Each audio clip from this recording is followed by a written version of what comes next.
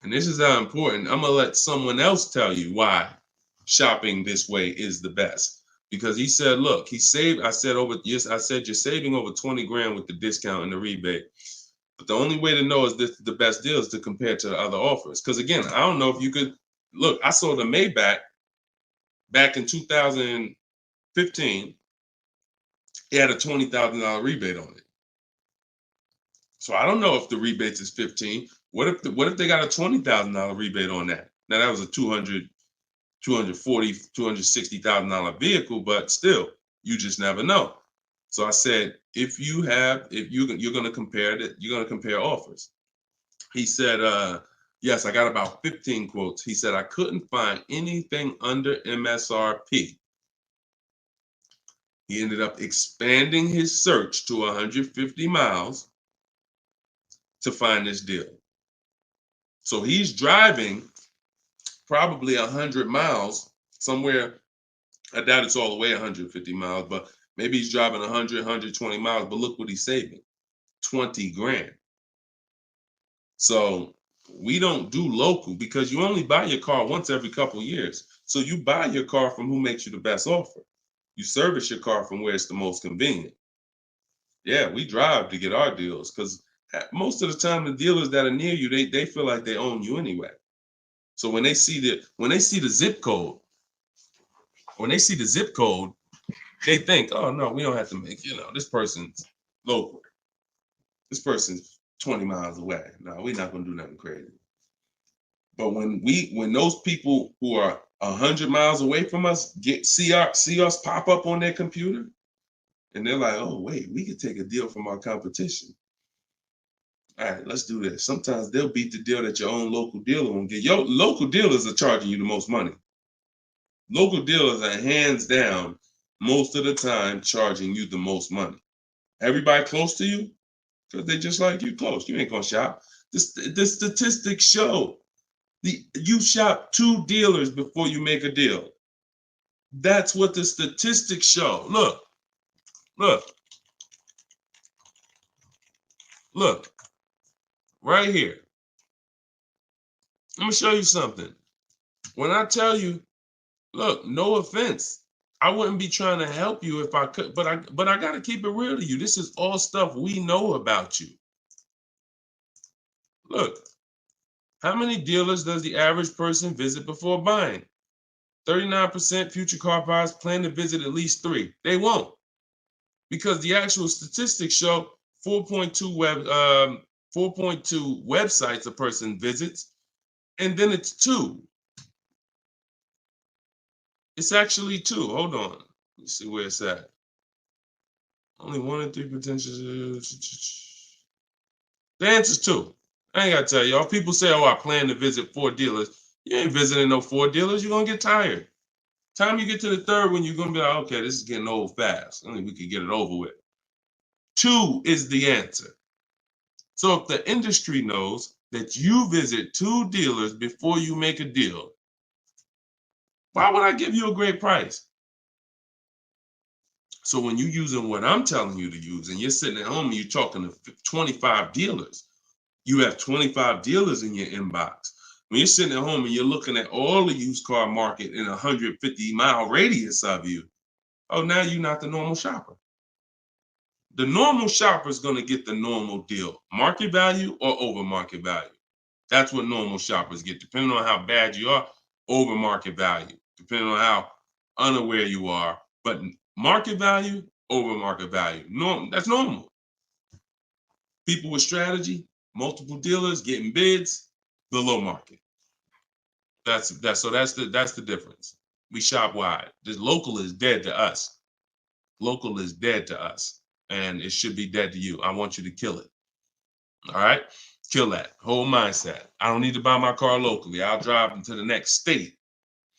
I remember Shonda last year, California, she bought a Volvo and she said to Sean, she's in our group, she said, everybody in Northern California, she said, my best deal, I think she was saving like $3 grand off MSRP.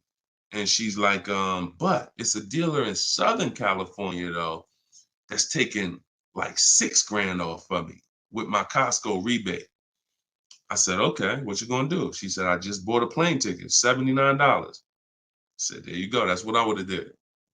That's a sweet plane ride. I'm taking a plane, $79 to save 3 more grand than my local dealer was gonna give me up here. Sweet plane ride. So local's dead to us. We go where the money is, and we enjoy that ride home. Nothing like driving home for an hour knowing you just saved a ton of money. So that's it, y'all. We've been on for about an hour and 15 minutes. We like to keep these shows right around there. In my bio, I do have the link to when I'm going to be live next. So I'll make sure that, as long as we keep doing these live shows, again, it's going to be up to you guys. If you guys continue to show up, if you guys continue to tell your friends, then we'll keep doing the shows. But if not, we can certainly do the broadcast, because the broadcast, people get value out of them. So we've seen it, for the last 3-4 weeks since we've been testing this, we've seen people get value out of the rebroadcast. So what's the point in Deshone coming live regularly if people are going to sit and watch the rebroadcast? So, but if y'all going to tell people when we live and bring people and share, then certainly we'll keep the live shows going. But the entire show is sponsored by my new digital book, Cars from Home. So if you want everything I teach in one place, you got it right there. We don't hold back on this show. We don't hold back in my social media videos. That's why they're, thank God, continuing to be seen by millions of people. But that's for different types of people too. So whenever you're navigating all my social media videos and you're trying to piece it together, some stuff is in there for high mileage drivers. Some stuff is in there for used cars. Some stuff's in there for leasing. Some stuff's in there for negotiation. Some stuff's in there for how to format your deal. So you're trying to piece all this stuff together. If you say, Deshone, I want this all in one spot, step by step, that's my new digital book, Cars from Home, 7 Steps to Saving Time, Money, and Avoiding Dealerships. And you can get it for 75% off in my TikTok bio, in my Instagram bio, or in the comment section on Facebook and YouTube. Also in my bio is a link, and we'll put one in there in the comment section as well, is a link to my masterclass that I did. It's called Everything You're Doing Wrong Buying, Selling, and Leasing Cars. So that's an on-demand class. You'll need about an hour. We go very deep on leasing versus buying there with scenarios. And I go over 23 mistakes that most of you are making. And, if you're going to really save money on your next car and every car, you're going to need to stop making those mistakes. So that is in my TikTok bio and my Instagram bio as well. And you can certainly just get in where you fit in. I make the information available. Get it how you want it. Just get it. All right. I'll see y'all on the next show. God bless you.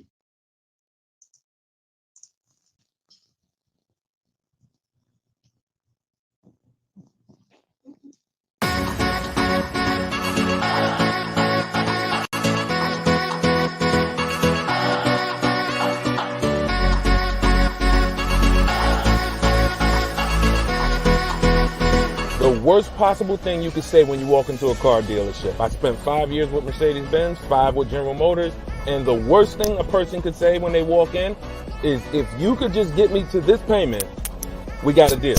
So your loan's probably still like 19, which means you got to pay to get out. You're upside down. It's called negative equity.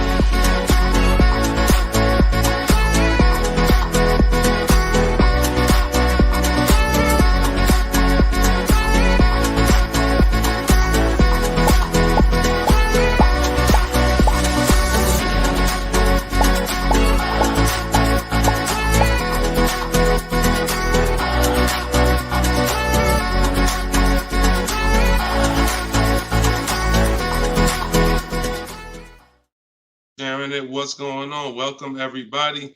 This is episode 9 of Car Shopping Questions and Answers. I'm your host, Deshone, publicly known as Deshone the Auto Advisor. We're live now on 4 platforms: TikTok, YouTube, Instagram, and Facebook. And this is our live show. It is Tuesday at noon. We do these shows throughout the week to make sure when you are ready to get car shopping information that no one else is going to give you, you know where to come for it. So you guys can start typing your questions while I take care of the housekeeping. We have Dolan in the background who'll be bringing your questions in. Shout out to the people running the likes up on TikTok. Appreciate y'all tapping the screen. I'm the author of the new digital book, Cars from Home, 7 Steps to Saving Time, Money, and Avoiding Dealerships. And I feel it's only right to start this show with two reports I got, which were great. I had somebody write us and talk about the deal they got on this 2024 Mazda CX-90. MSRP was $44,820. They got a $6,500 discount from home. Shout out to you, Tiffany. I appreciate it. This is what we do. And when we think, when we launched this live show a few weeks ago, my plan was my prayer rather was that people would take the book, use the book, write me your success stories so we can feature you here and feature your deals. These are below market deals. These are not advertised deals. And she got this by handling the process from home, getting multiple offers like we teach. We also had Barrett write his review on Goodreads. So we were 4.94, almost 5 stars. Book is outstanding, a must-have for anyone seeking to buy, lease, or even sell a car. It's presented in a very professional, easy-to-follow, step-by-step manner that covers every situation from buying, leasing, cash, credit, good, bad. Although I've purchased and leased several cars in my lifetime, I learned new tactics to obtain the best value for my money, and it even has a wish list, yes, to help you separate your wants from your needs. Come on, Barrett. Appreciate you so much. Everybody who wants to get your copy of Cars from Home, it's normally $97, but for the next 30 minutes, you can go to my TikTok bio or my Instagram bio, or we have a comment pinned for you guys on Facebook and YouTube, and you can get your book for 75% off. So you won't pay the normal $97. You'll pay $24. But once that timer hits 0, your price is $97, which is still a great price. So now that the housekeeping is done, we can start with the questions. And if you got the first one, Dolan, feel free to bring it in while I put the banner up for those who want to get their book.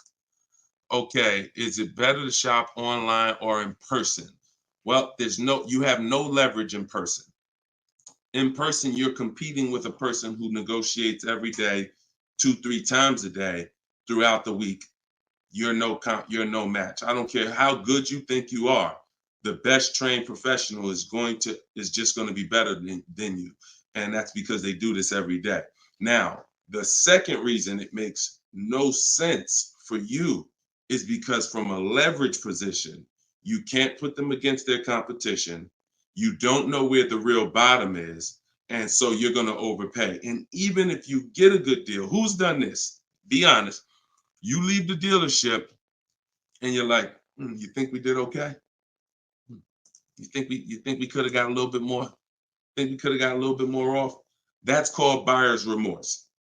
That's the seeds of buyer's remorse. Anytime you wonder if you could have got more money off, that's buyer's remorse. So we never wonder, and the way you don't wonder is by shopping online, getting multiple offers from multiple dealers, letting people compete for your business, and then choosing the best one. And if you really think about this, this is how you shop for everything in life. This is how you shop in the grocery store. When we go into the grocery store, we're not looking to try to not overpay for the spaghetti sauce, right?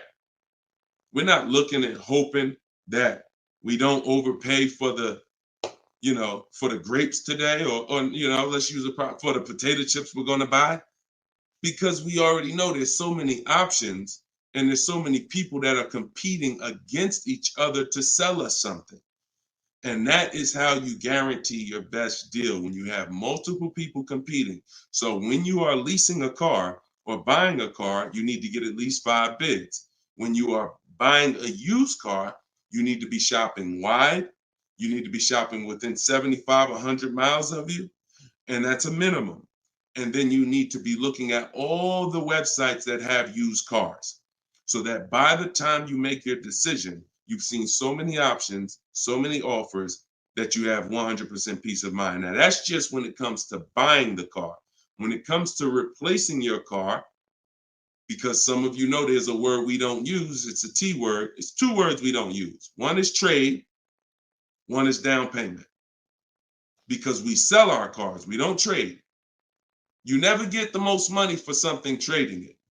I don't care what you have. You got a baseball card, You trade that baseball card for something, you're not getting the most money for the baseball card. How do you get the most money for the baseball card? Put it on the market. Put it on the open market and let the buyers come to you and see what the best offer is. Never going to be from a trade. Now, the only time we do have to trade is if you're in a negative equity situation. If you're in a negative equity situation, then, and you have too much negative equity, you're going to need to do a trade if you can't pay the difference. But other than that, you know, these are the things that these are the things I want you to etch into your mind. We don't trade, we sell, get bids. We get, when we get our loans, we get bids. And when we buy our cars, we get bids. That's how we guarantee that we get the below market prices that other people aren't getting. Okay? Go ahead, Dolan. If you got the next question, shoot it up. Okay, this one's from Instagram. What fees are included when you buy a car from out of state? I mean, if you're buying a car out of state, standard fees are, if you are purchasing a car, purchasing, not leasing, standard fees are tax, documentation, DMV. Tax, documentation, DMV. I've worked for a handful of dealers in my life. I've never once had fees that were outside of those fees. Never once. Shout out to y'all running the likes up. Could y'all keep running the likes up on TikTok? And shout out to the sharers. You know we appreciate you. Thank you for sending your friends. Thank you. Listen, you should at least be tagging your best friend. Whoever your best friend is, and hopefully we all have at least one. That's the person you should be tagging. They'll thank you. No one's gonna get mad at you for sharing my stuff with them. I guarantee you that. But shout out to the sharers. I appreciate y'all. So when you are, so that's an indicator. Any dealership that is making up these fees that have run rampant over the last 4 or 5 years, prep fees, marketing fees, internet fees, low jacks, we call that padding the deal. You know, you're just packing on stuff, and what you're doing is you're leaving yourself room to negotiate. We don't like to buy from those dealers because those are 80% dealers. I saw somebody ask yesterday on the show, what's an 80% dealer? We didn't get a chance to get to that question. 80% of dealers will overcharge you. It's a competition. So what you're trying to do is find the dealers who are the best prices. And the 20% are the great people. They're the honest ones. They're the ones who are not afraid to compete. These are the people we want to buy cars from. And so once you find the honest dealer, but you can't walk in to find them. You have to sort for them. Because if me and you are standing next to each other on the street and there's 10 dealers in front of us, and they say to us, 8 of these dealers are overpriced. 2 of them are the best price, but there's no label on them. What's the odds that we're going to walk into the 2 that are the best price? Not really that good, right? But if we're at home and we're talking to all 10 of those dealers at once, we're going to reveal who the 20% is. So that is our goal. Our goal is to always find and buy from the 20% dealers, and we let them come to us through online bidding, through online shopping, never through walking in and dealing. Because if you're dealing, as I said, with a dealer who has padded that deal so much, you go look at that deal and there's $4,000, $5,000, $6,000 in made up fees to pad the deal. There's no amount of discount you can get where you're going to get a below market deal. They've just set it up that way. I could take off $5,000 for you, make you think you won. You're still not below market. So that's the psychological things you have to understand. And that's why we shop from home. All right, shoot the next one up, Dolan. Great question. All right, good question. I see Instagram coming through with some great questions today. Keep typing your questions. TikTok, if my lease is expiring, can I go finance a new car? Is there equity in my lease? Well, the first thing you need to do if you decide, well, first of all, you got a little switched up there. It sounds like you're trying to go from a lease to a finance. That's not usually normal. What's normal is you go from a finance to a lease. Because a lot of you who found out that you're not keeping your cars 8 years, you're breaking the 8-year rule, you're overspending by thousands of dollars because you were taught never lease. So a lot of you have found out over the last couple weeks of shows, or maybe you watch videos, or maybe you went to my masterclass and you found out that that was bad advice. Not only was it bad advice, it was very expensive. It has cost you more money than you should even calculate. It doesn't do you any good to calculate how much money you lost not leasing when you're not a long-term person. But that's the more common path, finance to a lease. To go from a lease to a finance is a different mindset. You go from getting cars, paying a very small amount to drive brand new cars, and then transitioning to a finance. So first step, my process is 7 steps. The first step is always to choose leasing versus financing. Good. Thank you, Mr. Silva. I appreciate you. Shout out to everybody tagging on TikTok. Appreciate you. That's the first step. I call that the most important question. So for everybody's on here who's car shopping, if you're car shopping now or you will be in the next 12 months, type me in the comments. Everybody who is car shopping right now, or you're going to be car shopping in the next 12 months, type me in the comments. And I'm going to give you the first word. And I want y'all to always, when you come on this show, be prepared to dialogue. Like, be prepared to dialogue. Have your hand by your keyboard. You're going to learn a lot more engaging in the dialogue than you will sitting back and just listening. Active learners learn better than passive learners. Okay? So now, all of you who said me, I want you to ask yourself, how many years are you keeping the next car? Because this is the lease versus finance question. This is the lease versus buy. I'm not going to say finance because some of you are going to pay cash. This is the lease versus buy question. How many years are you keeping the next car? Gary said forever. Okay, there we go. So that's a good indicator till the wheels fall off, Joseph on Instagram. I see you. Okay, here's the question. 72 months. Okay, that's 6 years. You shouldn't be buying, Frankie. And I'm going to tell you why in 1 second. As long as it lasts. Now, when you want to try to get a little bit more specific than that, because sometimes you'll buy a bad car. It only lasts 5 years, where if we know we're going to keep this thing long term, we want to make sure we buy a car that's a quality car. That's what we want to make sure that we do. Buy a car that's a quality car. All right. So let's do, okay. So all of you, if your answer, I see you, Andrew, you 6, I see Teresa 10. Okay. Now, here's the rule. I call this the 8-year rule. The 8-year rule is based on when cars lose the most money.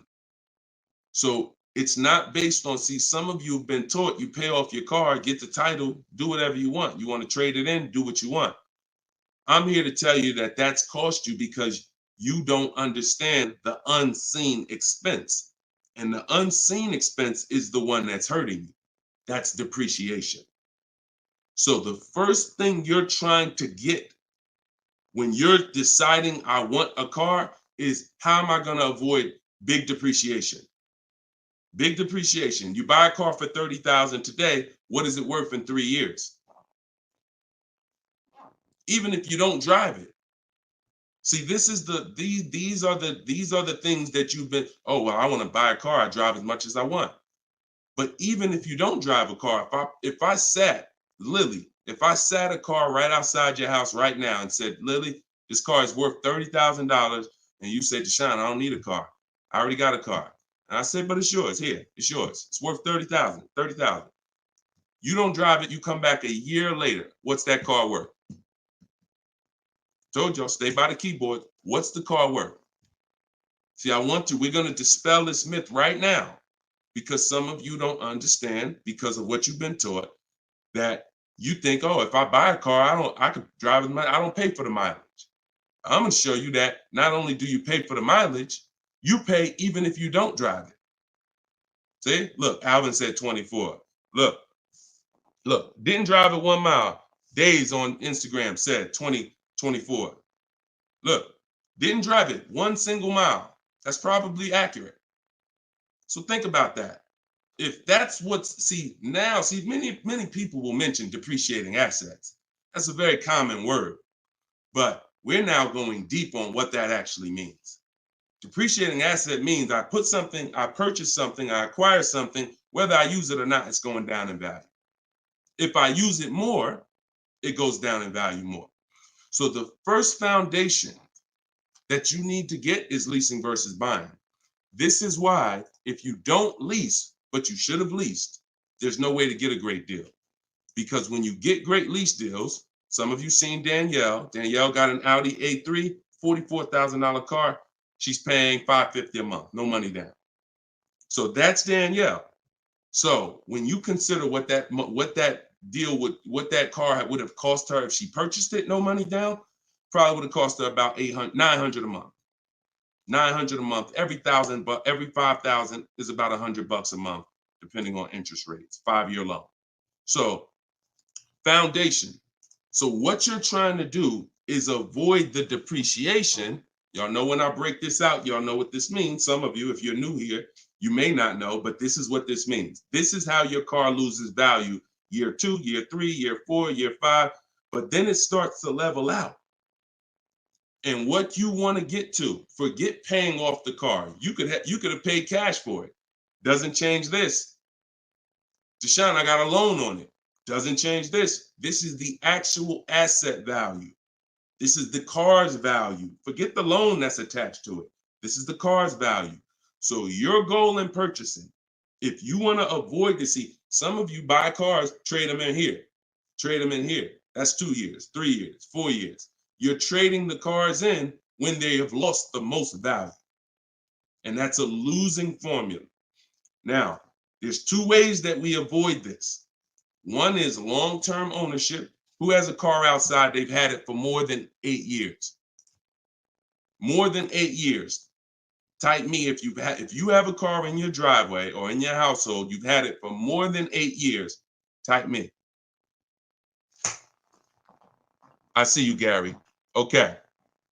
Okay, I see you, Sergio. All right, more than 8 years. I see you, Twill. Now, this is where you win. Here's why. Your car is no longer losing value like this every year. Now it's only losing a little bit. Now it's only losing a little bit. You beat depreciation. See, the goal with a purchase is to beat depreciation, not pay off the car. You could pay off the car and still lose to depreciation because you replaced the car in the early life cycle.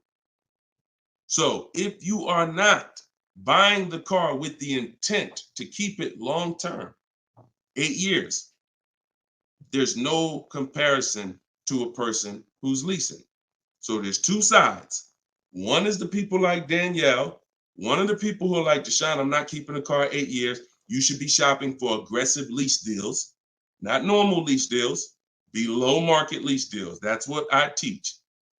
Or you should be purchasing, getting great deals, below market deals on purchases, new cars, used cars, with the intention to keep them long term.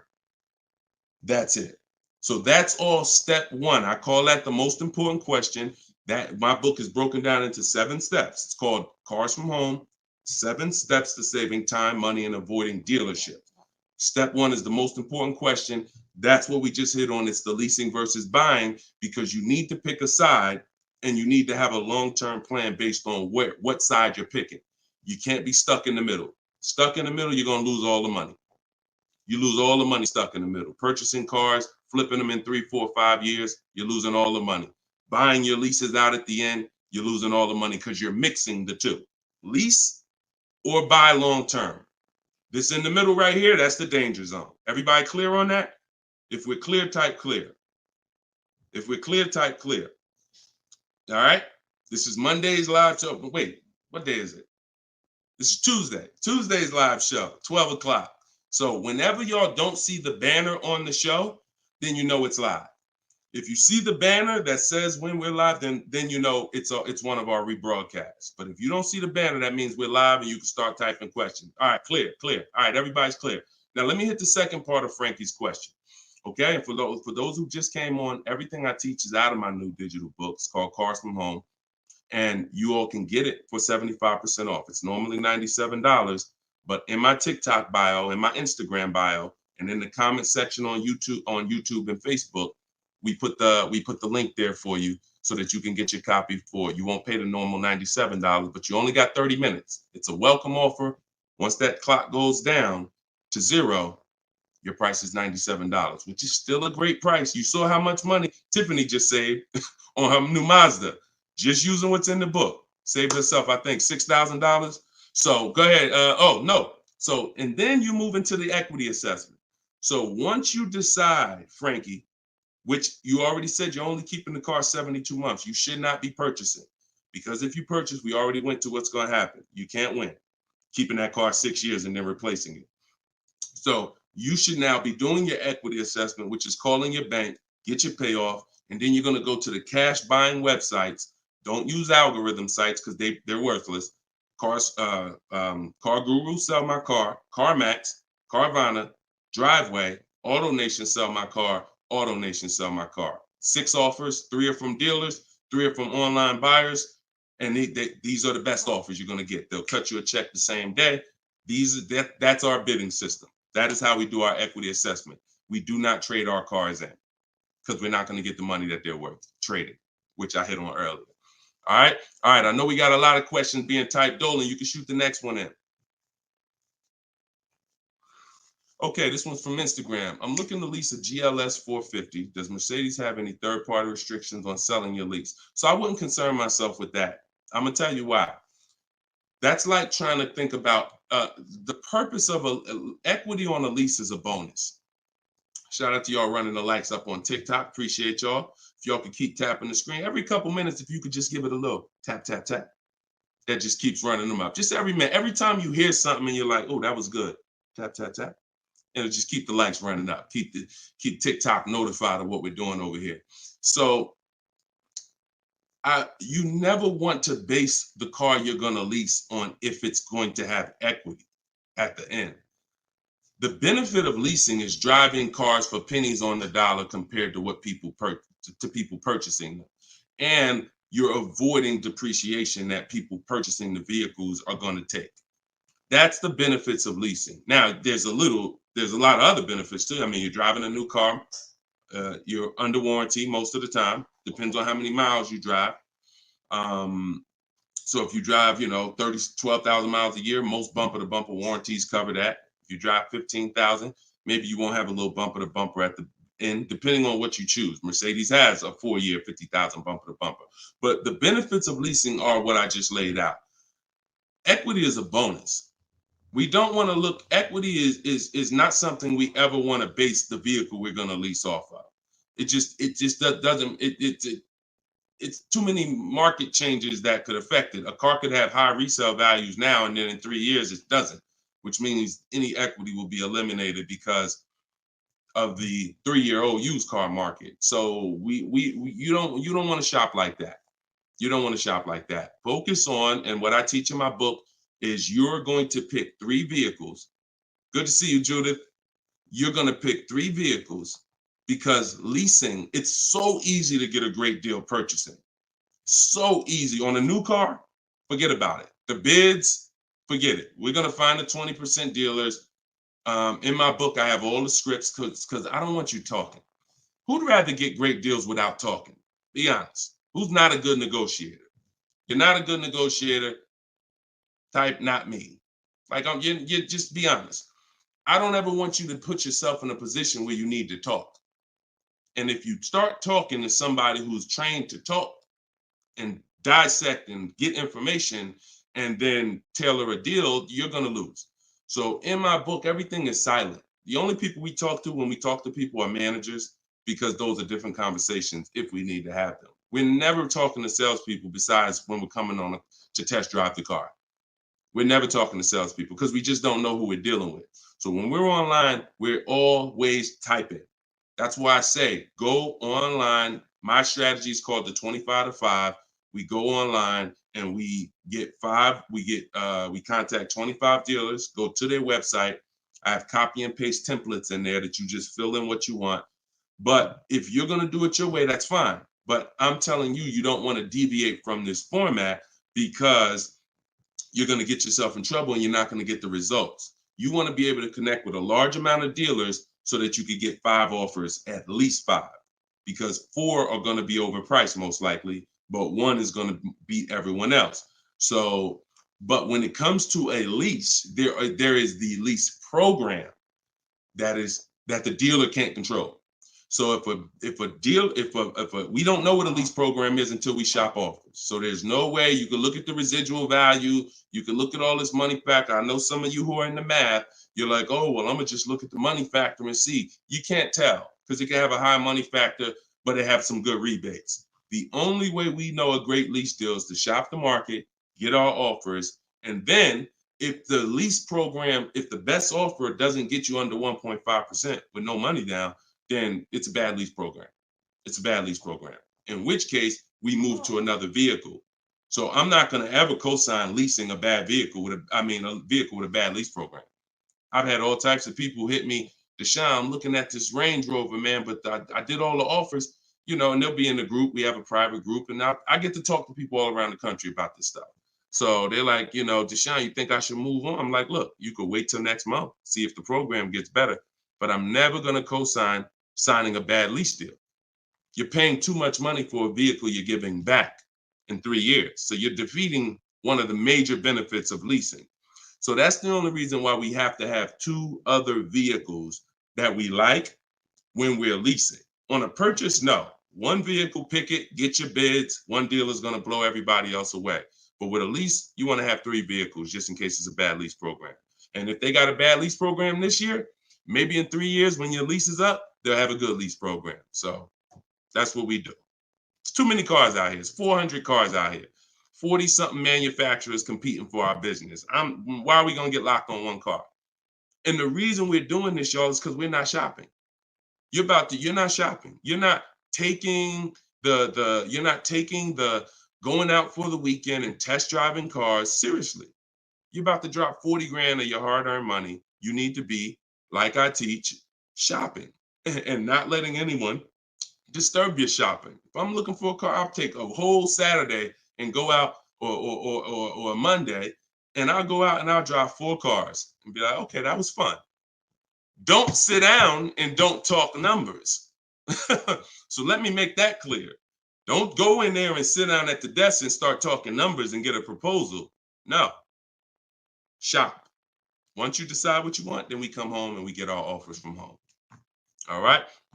Go ahead, Dolan. Next question. All right. When you don't talk, I see a lot of you saying you're not good negotiators. Then you just got to stop talking. Stop talking and start making people bid.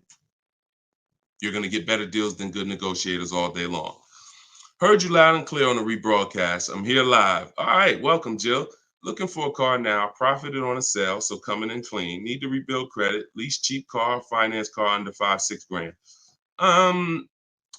It depends on where your credit is. If you're in the mid-6, I teach something called, profile over score. So if you have a paid off car, if you have nothing gets you approved for a car like on-time car payments. If you've been making on-time car payments for 2 years, 3 years, you're typically gonna get approved for most leases. As long as you're not going from like a $450 payment to a $900 payment. But if I'm in a state where if I'm in that mid-6s, 660, 670, I go for the lease. If I'm in the low 6s, then I go for what I call a smart car, which is the car to set you up to lease. So your goal is to get the least expensive car you can get a loan on, quality car. You want to go small as possible, and small as possible for you might be you need a sedan. You might need 3 rows. But I teach something, and that's what we were talking about when I posted that review that Barrett wrote for our book today. He was like, we get a wish list for needs versus wants, because oftentimes we confuse these. Needs are things you can't live without. I need to have this, or the car's not going to do what I need it to do. I need to have it. Wants are things that you'd like to have, but you can live without.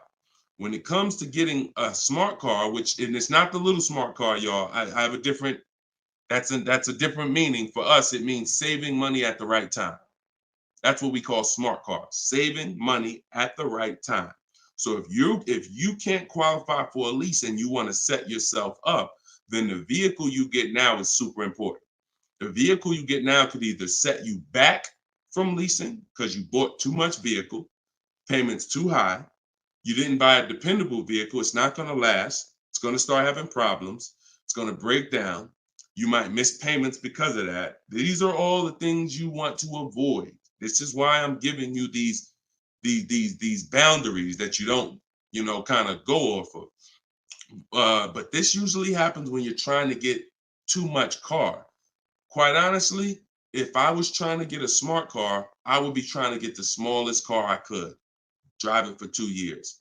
Let the family be uncomfortable. Listen, y'all, I know it's tight, but in 2 years, I'm gonna get out of this and I'm gonna drive off the lot in a brand new lease. So the key is the payment's gonna be low because those smaller cars are only 25 grand new, 28 grand brand new.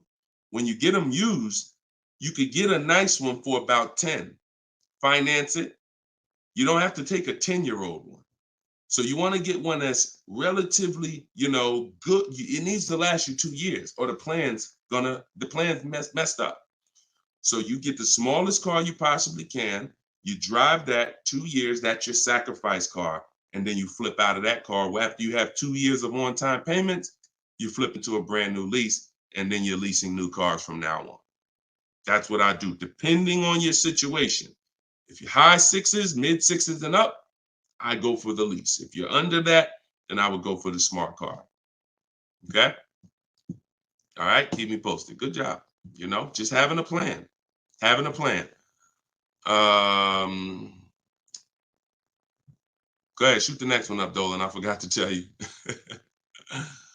Yeah, I see you, Jill, and keep that up. This is a different Jill, I think. This is a means to my dream car. I'm a patient. Yeah, I'm patient. My husband has the needs car. There you go. There you go. You can flex in 2 years. You can flex in 2 years. You do this right. You drive this car for 2 years. You don't miss any payments. Make sure when you're buying a $10,000 car and you finance it, payments are $250 a month for 5 years. You don't have to take a 6-year loan. You don't want to take a long loan on a smart car. You want to take a shorter loan, pay $250 a month. Now you're not going to miss those payments. Max at 300, depending on the interest rate, could go higher, 325. But the point is that's affordable. So it's not going to mess up the plan versus you trying to pull out in a $25,000 used car with a high interest rate. Now your payment's $575 a month. You get what I'm saying? So just stay focused, stick to the plan. All right. This is another Jill from YouTube, I believe. Buyout is, go ahead, keep that one up. Oh no, I saw that one. Get the one you just had up, Dolan, from the other Jill. Yep, thank you. So buyout is $36,000 on my 2023 Audi Q5. I want to lease a Range Rover Sport. Should I sell on my own or turn into the dealer? Doesn't look like, and I'm just going to tell you, this is not usually when we do an equity assessment. Now, if you can get out, break even, great. You're driving a 2023 Audi Q5. I don't know who told you that you could switch cars that fast, but it doesn't happen that way. And so the only time in history that we've been able to switch cars that fast is when there was a once in a lifetime seller's market, 2021, 2022, 2023. Once in a lifetime. Chip shortage, every single car was worth 5,000, 7,000, to some of the trucks were worth 10 to 15 grand more than they would normally be worth. Now, I told people back in 2020 that 2021 that was going to come to an end, and don't get used to this. But I told everybody who would listen, you need to cash out now because your vehicle is never going to be worth more today, never going to be worth more than it is today. But that's over. So if you may have cashed out, some people, you sold a car. If you sold a car back then, you can type, type dollar signs. If anybody sold a car from 2020 to 2023, and you got crazy value for it. Some people were like buying cars, and 2 years later, they got all the money back. I did that twice. I leased a brand new Jeep, 2018, and I sold it in 2021, and I made $8,900 after I drove it for 3 years. And my mother, I helped her sell her Mazda CX-5. She was a low mileage driver, and I helped her cash out. She made $10,200 after she drove it for 3 years. Made a video. I recorded her and my dad. They couldn't believe it. They couldn't believe that they drove a car for 3 years, turned around and sold it, got every single dollar they put into it back. And he was like, all right, man, I'm looking forward to doing this again. I said, Dad, this ain't gonna happen again. So enjoy it. You were part of a once in a lifetime market where you cashed out and you won. But we cannot base our strategy anymore off that. That's over, and you'll get in trouble financially trying to do this. So there is no setup where you could buy a car or lease it and in a year, 18 months, trade it, replace that car. Just not. Because we already talked about earlier, let's take a $50,000 car. A year later, if you don't drive it 1 mile, what's it worth? Didn't drive it 1 single mile, just parked it right outside your house. 43, 44, max, absolute max. So when that car is losing value like that, whether you bought it or leased it, the asset, it's what the car is worth. Forget about the finances attached to it. You can't, and look, if it's a Jeep Wrangler, if it's a car that has a high resale value, like a Jeep Wrangler or a G-Wagon, these are top 10 best resale values in the world, then all I'm gonna do is after I lease it, I'm just gonna sell it and I'll make the equity. But I'm not going to look to trade that car or replace that car in a year, 18 months, break my lease contract. Now you do your equity assessment, Jill. Call your leasing company, find out what your payoff is. You said it's 36. Now, if you can get offers higher than 36, then you can get out. Very simple. So get the offers from the companies that I mentioned about 15 minutes ago. I laid out the 6 companies. But when you lease, though, you must put no on those websites. It's going to ask you, do you have is the vehicle owned, leased, or financed? You want to put owned, because something triggers on their websites. They think every lease has a third-party restriction. Most of them do, but if you just want to find out what the market value is for your car, and if you could get out and make some money or break even, then yes, you can jump out, no problem. But if you see that your buyout is this and all the offers are below that, then what you're now about to do, even if you say, because some people will say, all right, well, I'm gonna walk in the dealer, see if they can work a better deal than that. No dealer is going to give you more than the online buyers. So if you run those online quotes and all of them are less than your payoff, all a dealer is going to do is take the negative equity and the desperation for you to get out and roll that negative equity over to your next vehicle because you're desperate to get out for no reason. So that's the real. You can do what you want. I would suggest you don't get out of your lease. You don't break a lease contract until you can financially do it, which means I can break even, I can sell, and I can get equity, or either break even. Break my contract, but I'm not coming up with a dime because a dealer bought my car and I'm out of this thing. That's the only way I'm breaking a lease contract. I'm not rolling negative equity. I'm not going to create negative equity in a lease to get out of a lease early for no reason. It just doesn't make financial sense at all. All right, no problem, Jill. Happy to help. Happy to help. Okay, so that's step 2.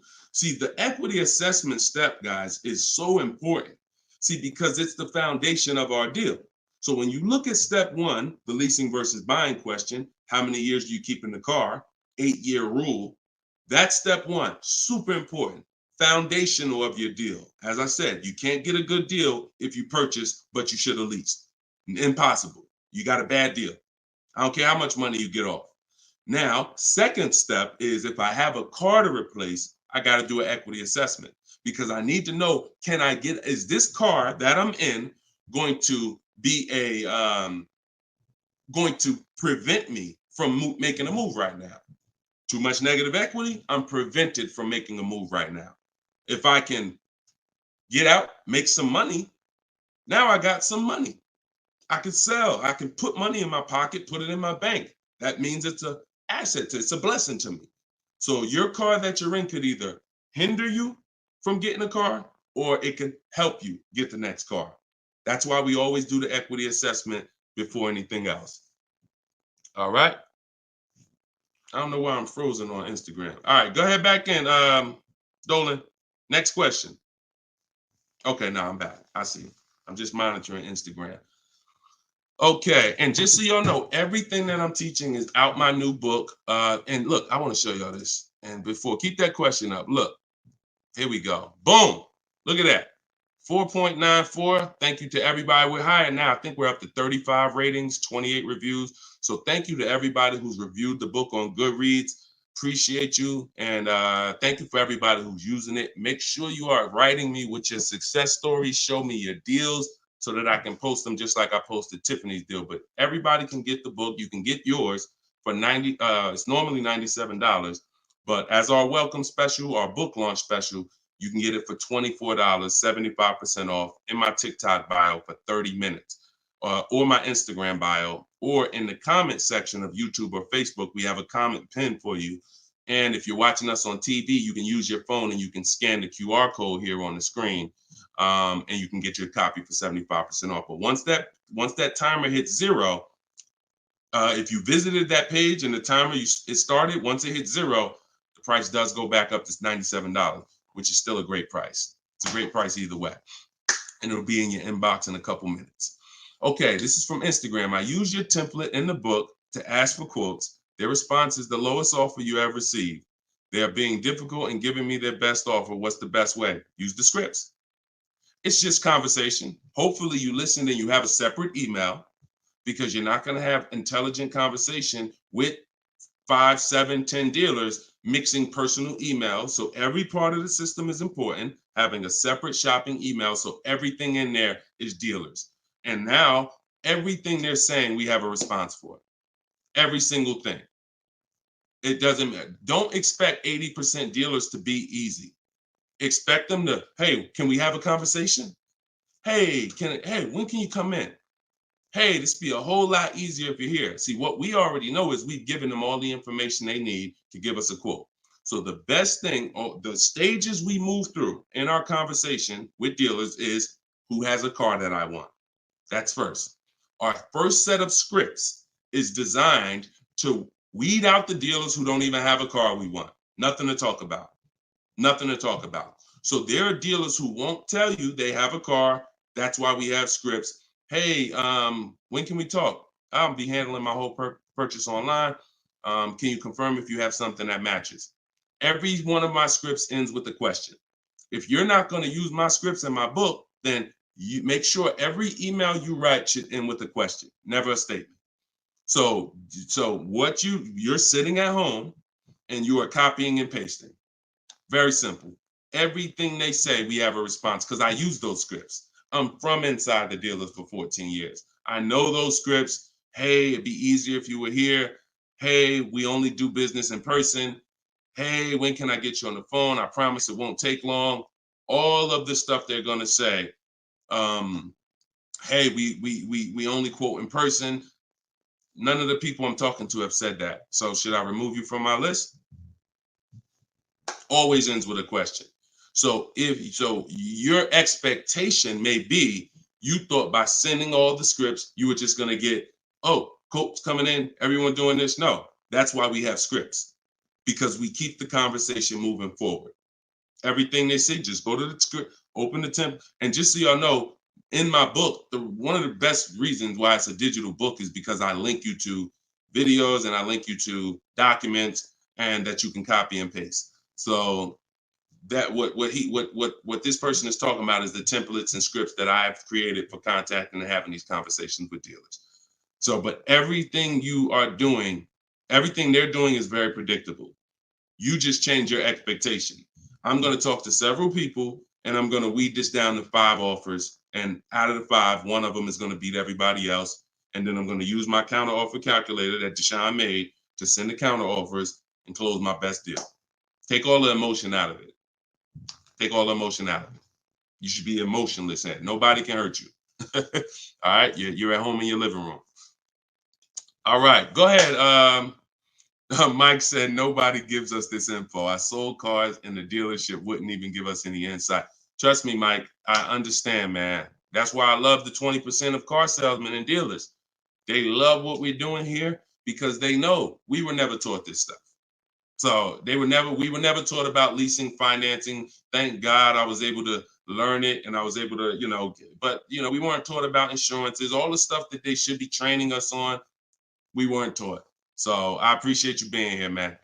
All right, go ahead, Dolan. Next question. Great questions today. Great questions. Let's go. I see you. Shout out to the people running the likes up on TikTok. Can y'all just keep tapping the screen every couple minutes if you could? If you enjoying the show, you getting value out of what we're doing, every couple minutes, if you could just tap that screen and keep running those likes up. I appreciate y'all. It lets TikTok know we talking big money over here. Yep, I see it. Thank y'all. Appreciate you.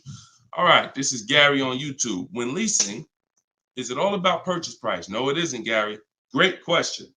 When purchasing, it's always about purchase price.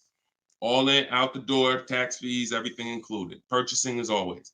Now, leasing, we get our lease offers, and this is where we eliminate the term down payment. We no longer say down payment.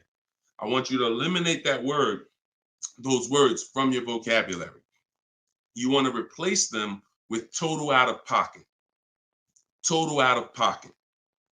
So all of our lease offers we're going to get is following the 1% lease deal principle, which is, because some people, I know Judith still asks, oh, hold on one second. Hold on.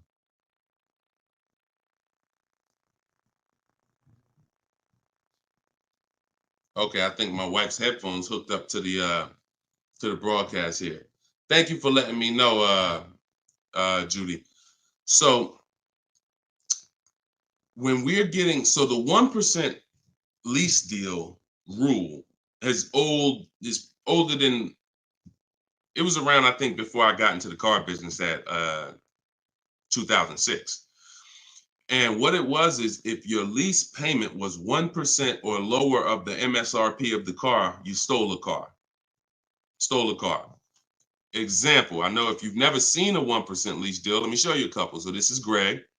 Greg, look, first time posting here. I'm excited. My latest lease, graduated. Now we have a particular online, video library here. So when they say graduated, I have a coaching program, and but the steps are the same. So I always say get in where you fit in. Steps are the same in my book, in my video course. He said I followed the steps, set up a great lease deal, 36 months, 12,000 miles per year, all said and done. Monthly payments $527. MSRP is $56,275. So when you divide the monthly payment into the MSRP, you're going to get a number. Now, when you multiply that by 100, so I'll give you an example. Let me show you how this works. In Greg's case, I got my calculator up here. I would take 527, divide that into 56,275, which is the MSRP, not the selling price. Doesn't matter the selling price. The MSRP is how we gauge the value. Now, that's 0.009. Then we multiply that by 100, and that gives us 0.93%, which is what he put here in his post. So that's an under 1% lease deal. Look, it was a steal. I think someone messed up on the paperwork. No other dealer came close. There we go. Same thing with Freena. Freena just got a Jeep a little while ago. Look, her deal was better than his, my God. But it's a better lease program. Jeep had a better lease program at the time. So, I mean, she got a $579 a month lease on a $65,950 Jeep Grand Cherokee hybrid. Out of control. So this is how we're shopping. You want to follow the format of the 1% lease deal, which is I shop with 12,000 miles per year. If I'm doing 18,000, I'll adjust it later. If I'm a high mileage driver, who's a high mileage driver? You drive more than 20,000 miles per year plus. Who's a high type HM if you're a high mileage driver? All right, type HM. You adjust it later. 25,000 mile a year lease. You always shop with 12 because that's how we judge. I see you, Mr. Silver. That's how we judge. I see you, Ado Johnson. Or no, AD Johnson. Sorry. So still going to, this is still Gary's question. This is why we're not focused on the purchase price when we're shopping lease offers. We're focused on looking at the formula that we use to judge a great lease deal. And everything we do, I have 3 rules. 1% lease deal, I didn't make it up. That's a steal. In between 1% and 1.5%, that's a deal, because that's still better than a purchase. It's still great value. When you compare it to someone who's purchasing, they're paying tons more. Even somebody who didn't get a steal, because the lease program has to be there to get a steal. They got to want to give away these cars. They got to have great incentive, great, everything has to line up, stars in the moon, and then we get the dealer that's going to give us the biggest discount. If it's under 1%, that means the lease program was incredible. But a good lease program, great lease program, will still get you, when you shop your offers, in between 1% and 1.5%. So, you look at somebody like, I used, Charles. So Charles got a Palisade, very, very popular vehicle. He got 10 offers from home.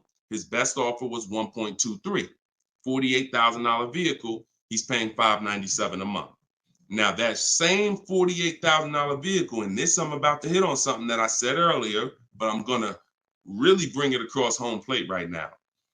It's impossible to get a great deal when you purchase, but you should have leased. Because look, $48,000 Palisade, you guys know we talked about it earlier. Every $5,000 on a loan is about how much per month? Every $5,000 on a loan is about how much per month? I told y'all, stay by the keyboard, because we like to dialogue. So we want to make sure you are always by your keyboard so you could dialogue. Active learning. That's how you're going to get the most out of this show. Active. Okay. Anybody type it yet? Okay. Thank you, Dominic, on TikTok. Yes. $100. So that same Palisade that Charles is driving right now for $597, there are people who financed it, no money down, and they're paying almost $1,000 a month, $900 to $1,000 if they got a 5-year loan. If they took a 6-year loan, they're probably paying $8 something a month for 6 years. He's paying $597. So that's what I say. You cannot. And even when you have a good lease program and you get your offers, 1.23, 1.25, 1.3, great value compared to purchasing that car. You're avoiding the depreciation that someone who's purchasing is going to take, and it's no comparison. So, but there comes a limit. That's the third category. We got the steals, we got the deals, and then we got, I call this, it's time to chill. 1.5%. Above that, it's not a deal. There's no value there. There's very little value there. Now, no, there's no value. And I'm going to tell you why. Just add up all the payments. 1.5%, we're paying too much for a vehicle we're giving back. It's very simple. We're paying too much for a vehicle that we're giving back. When you take hold on, let me get rid of this.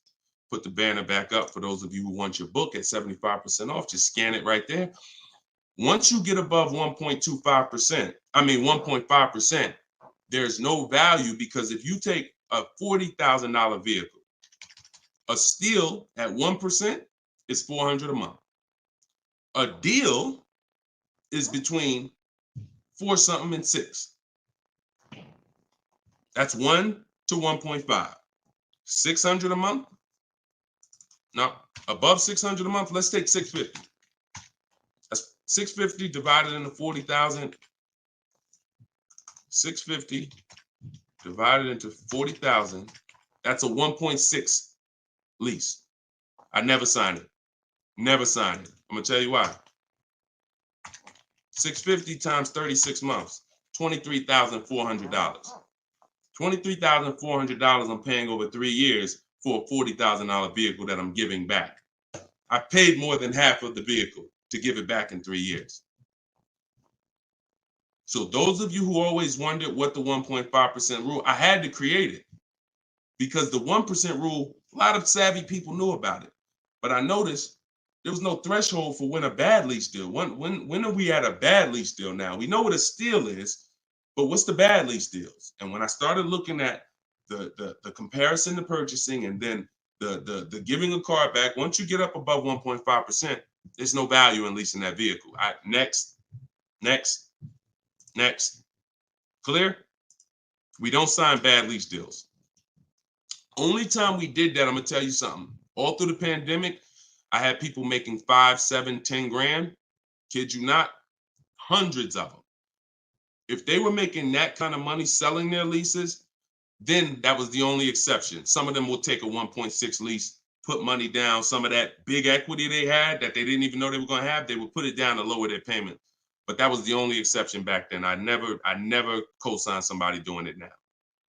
Okay? There we go. Gary, Gary, in my TikTok bio, are you on my email list? Send me an email. You want the whole, you just send me an email and we'll make sure we get you in. And that's a special price, and I'll get you the special price to join us. Okay. I don't know how, can we communicate on YouTube? I don't think we can. I think we can only communicate. If you follow me on any of the other platforms, Gary, YouTube, TikTok, Facebook, Instagram, they allow those direct messages and we'll be able to see you. Just send me a message and I'll get you I'll have the team find some special link to get you in at that price.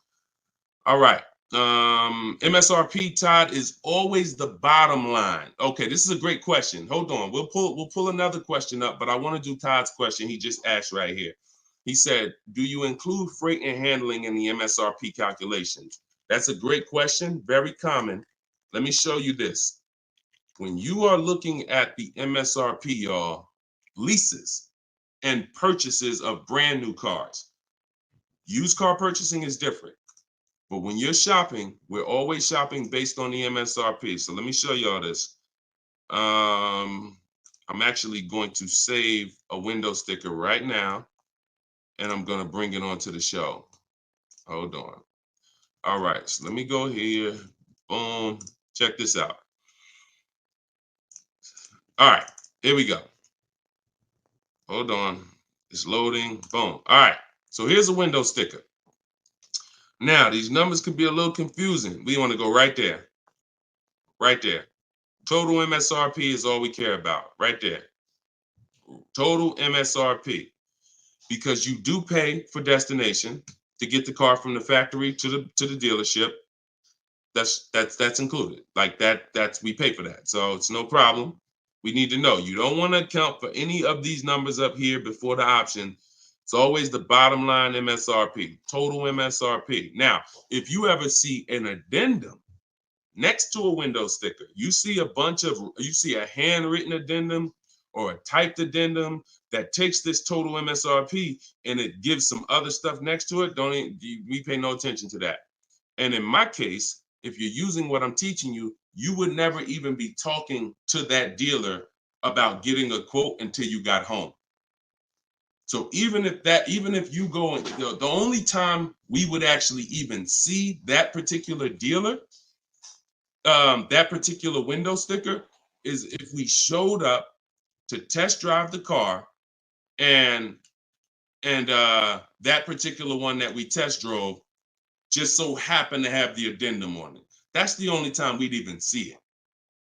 Quite honestly. It's no way, it's not even something, because we never talk numbers in the dealer. Your leverage is at home. Everything I'm teaching you is your leverage is at home.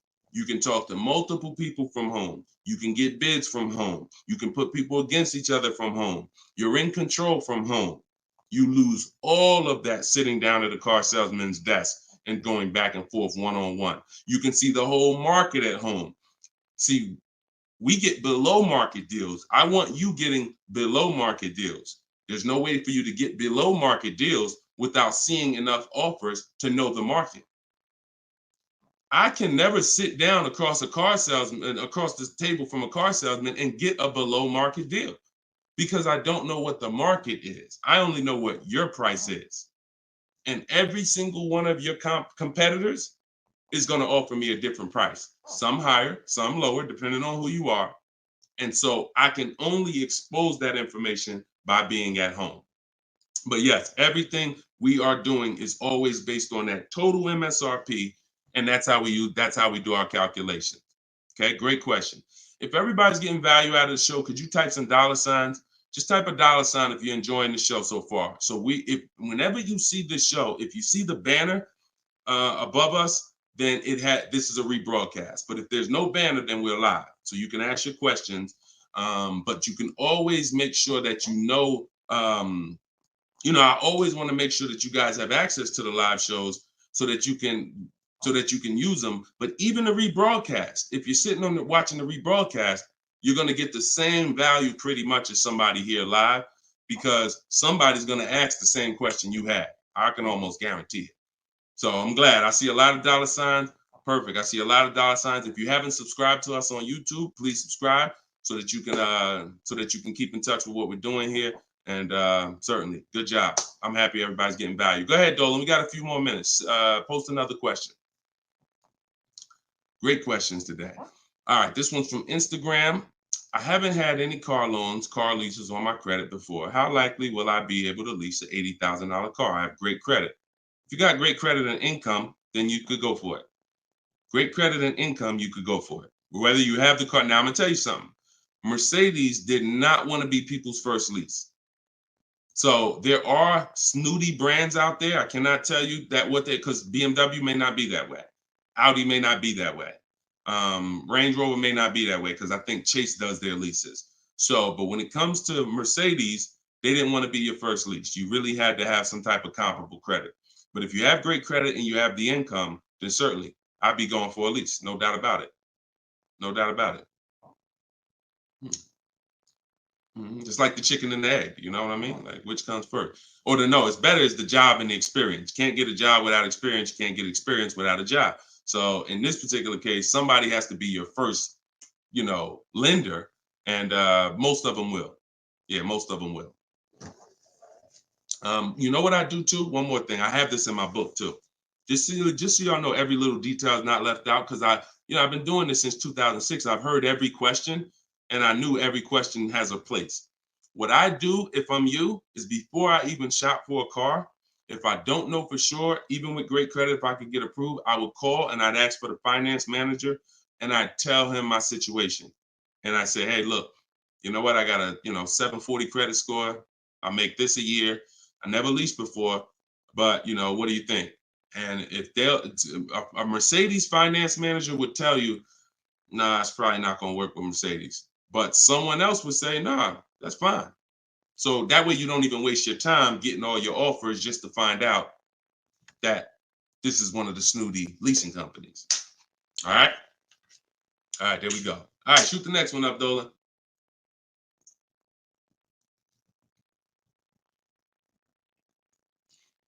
Jason Hughes from IG. 12 to 15K in equity. Great job. Okay.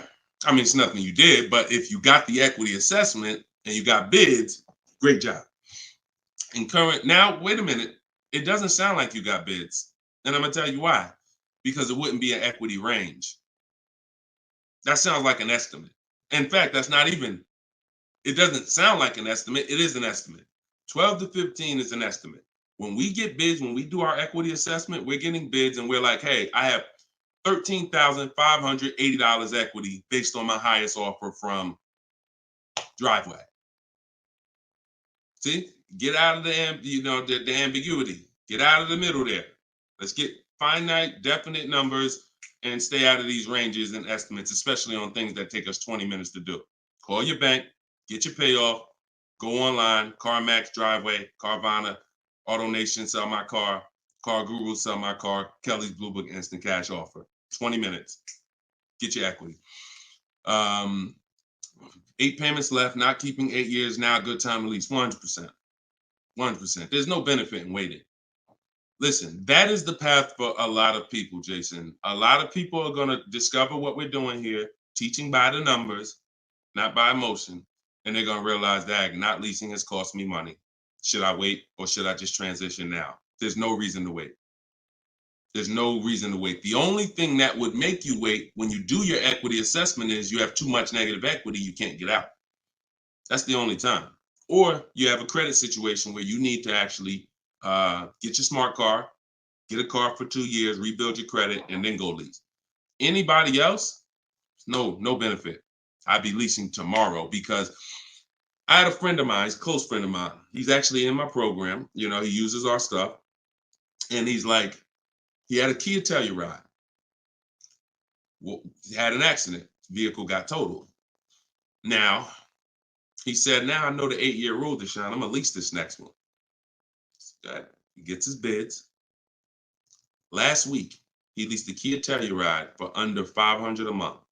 The same vehicle that he was paying hundreds of dollars every month for.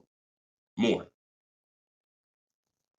Hundreds of dollars more per month. I don't know what his payment was, but I know what a Kia Telluride costs to purchase. A $45,000 Kia Telluride to purchase with no money down is $800-900 a month. So he's literally under $5, no money down, when he was just paying hundreds more than that. So you're in the same situation. No point in waiting. Transition to a great value lease. Get your offers. You wish you could. You wish you would have did it sooner. All right. Go ahead. Next question, Dolan. Car brands will no longer offer V6. Buy the lease. Let me talk about this question on TikTok. Not right now. Get the next one. Go ahead, Dolan. Put the one you're going to put out. But get that question that this person just posted about car brands no longer offering V6s. Should he buy the lease? If you have one ready, though, put that one up. Deshone, will your book work for both lease and buy? Well, you know what? Let this person answer that for you because we just got this review. This book is outstanding. This is Barrett. And you can see all our reviews on goodreads.com. Must read, must have for anyone seeking to buy, lease, or even sell a car. It is presented in very professional, easy to follow, step-by-step manner that covers every situation. Every situation. Does your situation, Keith, fall under every? If so, we got you. Every situation from buying, leasing, with cash or credit, good or bad. Only thing that Barrett didn't put in there is used cars or new cars. That's in there too. So absolutely. So yes, I'll put the banner back up for all of you who are watching us on TV. You can you can scan the QR code here with your phone, with your camera, and you can get your book for 75% off, or you can go to deshonesbook.com. We have the link in the comments on Facebook or YouTube for you. And if you're on Instagram or TikTok, you can go to my bio, click that link, and then click the button for the 75% off and get your book for 75% off. You won't pay the normal $97. Okay? But yes. All right. I have a 2020 Nissan Sentra. This is Key. I don't want to butcher your name, so I won't try. But from YouTube, I have a 2020 Nissan Sentra. Had it for 2 years. My miles are 64,000 highway miles. Okay. I know I don't have equity. I was told don't trade it in. Would be a bad decision. It's true. We don't trade cars in. We get bids.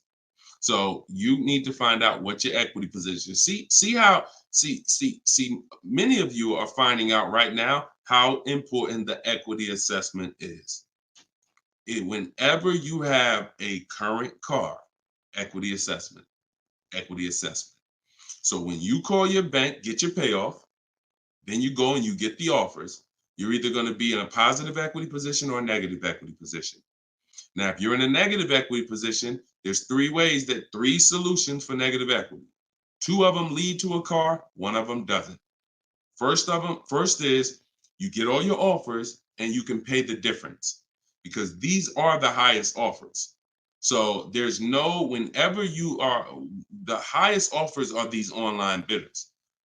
They pay more than car dealers. In fact, 3 of them are car dealers that are bidding. So Kelly's Blue Book, Car Gurus, and AutoNation are car dealers bidding. CarMax, Driveway, Carvana are online marketplaces, used car marketplaces bidding. So you're getting a wide range of diverse offers from people who compete every day to buy cars. and they cut you a check right then and there. They do an hour. Both times I went to CarMax, me and my mother separately, we were out in an hour. I've had people who sold to Carvana, Kelly Blue Instant Cash Offer. They do their inspection. And then they bring you a check. So if you can pay, let's say you said you don't have equity. So if that's the case, then you may have negative equity, which means you might owe 30 and your highest offer is 28. Then I would come up with the 2,000 and I would pay the difference all day long because I'm still winning through a bid. My car's value is maximized through a bid.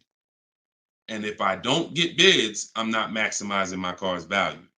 So now, second, when we can't pay the difference, then that means we must trade. This is the only scenario where we trade. Because you need now one part of the bidding strategy you can't do. So you're going to do the other part of the bidding strategy, which is now think about what car you want. Okay, I want a Toyota Camry. Now I'm going to get my bids. I'm going to get the lowest bid, the dealer that's going to sell me the car for the lowest amount, and then I'm going to purchase from them. But before I can purchase, now I need to bring my old car into the scenario and ask them, how much is my old car worth to you? Now that's the winning dealer. You need them to bring that loan because you need them to carry that negative equity you have and put it on top of your existing deal. So you cannot depend on, don't even think that they're going to pay the amounts you had over here. Oh, Driveway was offering me 29. Yeah, you could tell them that, but again, they're not going to be able to pay that. They can't beat all their competition on the bid and then beat all the online buyers on the bid.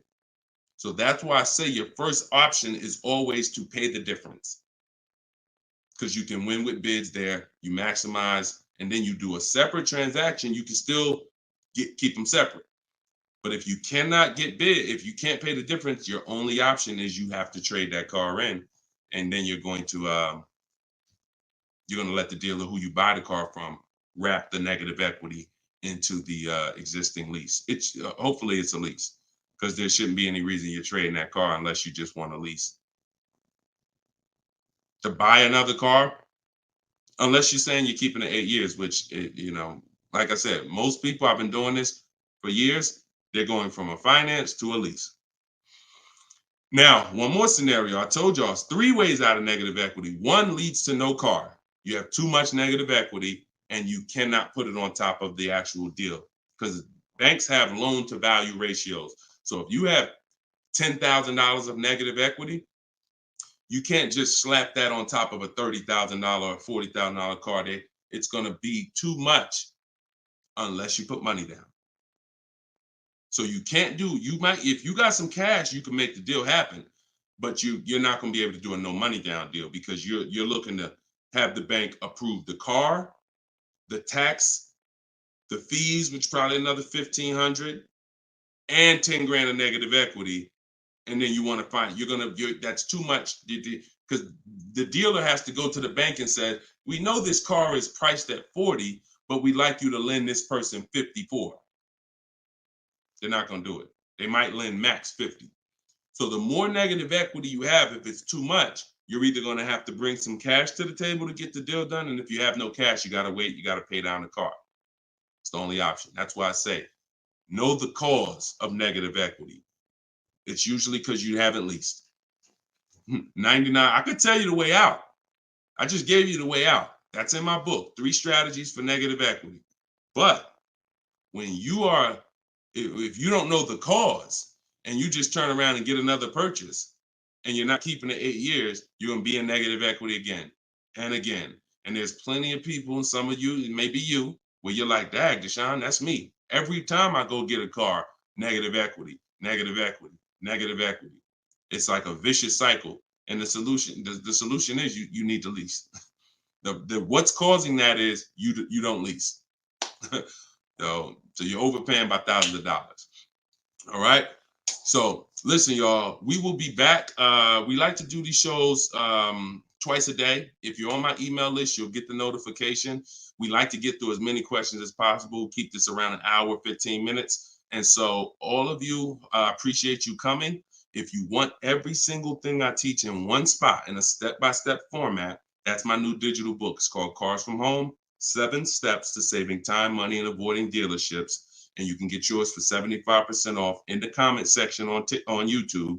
We got a comment section that's pinned, deshonsbook.com. Same thing on TikTok. I'm the same thing on Facebook. But if you're on Instagram or TikTok, it's in my bio. There's a website right in my bio. Click it and grab your 75% off. You'll get it for $24 instead of the normal $97. Now, if you went there and that timer started, then certainly get there before it hits zero, because once it hits zero, you have to pay the $97, which is still a great price. So my goal for this book is to be the most valuable book financially that you've ever gotten. That is my goal. So use it. Write me with your success stories. Show me your deals when you pick up your cars. Write me, email me, Deshone, just like Tiffany did. I want all of you emailing me your deals so that I can share them on the show. All right. So we'll be back. We'll be back with the next show. This was episode 9. Thank you for coming, and I will see y'all on the next show. God bless you.